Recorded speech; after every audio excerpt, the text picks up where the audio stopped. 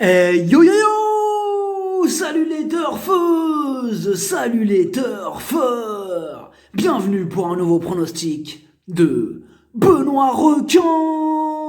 Merci pour vos likes, pour vos commentaires. N'hésitez pas à vous abonner pour recevoir tous mes pronostics tous les jours. Ok, place au pronostic du Quintet du vendredi 11 octobre. Direction Paris-Vincennes pour le prix ERA. Trop attelé, 2850 mètres, 16 partants, réunion 1, course 3. Le proverbe du jour, il n'y a pas de fumée sans feu.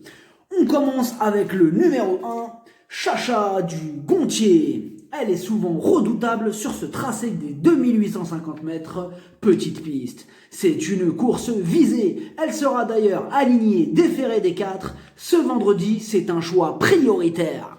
Le numéro 2, Cœur de Loup. À part sa récente disqualification, il était quasiment à l'arrivée de toutes ses courses. Bien placé en tête, il va une nouvelle fois défendre chèrement ses chances. Le numéro 3, Bingo de Cosse. Il reste sur 2 échecs, mais il faut reconnaître que l'engagement est bon en tête. Il a le niveau pour espérer accrocher une petite place, mieux vaut ne pas le sous-estimer.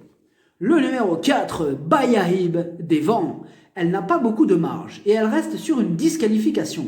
Elle préfère la grande piste. Pour cette raison, elle ne pourra viser au mieux que la 5e place. Le numéro 5, Champion Doré. C'est une course visée. Oublions sa dernière sortie qui n'avait que pour but de le préparer à ce quintet. Il a une belle carte à jouer.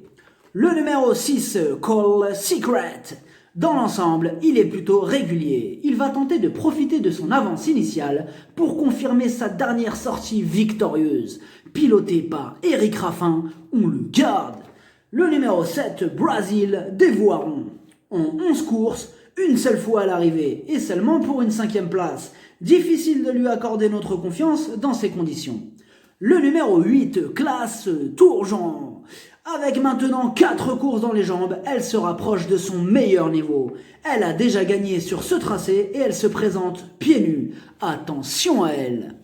Le numéro 9, Colorado Blue. Il reste sur 2 échecs et c'est le moins riche du second échelon. Il apprécie par contre la petite piste, mais on a quand même besoin qu'il nous rassure.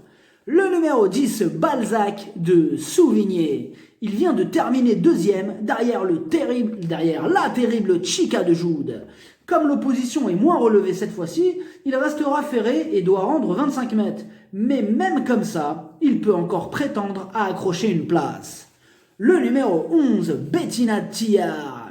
Elle semble plus tranchante au trot monté. Aux 25 mètres et ferré, sa tâche se complique et sans en faire une totale impossibilité, d'autres chevaux auront notre préférence. Le numéro 12, Bingo d'Attaque. Il est meilleur corde à droite et même s'il vient de renouer avec les bonnes performances, cette fois-ci au second échelon et totalement ferré, sa tâche se complique. Le numéro 13, Barakat Belou. En 12 courses, aucune fois à l'arrivée. Et même si on peut noter qu'elle s'améliore à chacune de ses sorties en ce moment, on a quand même besoin qu'elle nous rassure.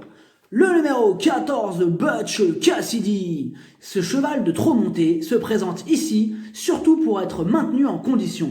Mais en cas de défaillance des favoris, il tentera quand même de gratter une petite place. Le numéro 15, Attino de l'Ormerie. Il n'a pas beaucoup de marge à ce niveau de compétition. Il lui faudra un parcours en or pour espérer jouer les troubles fêtes.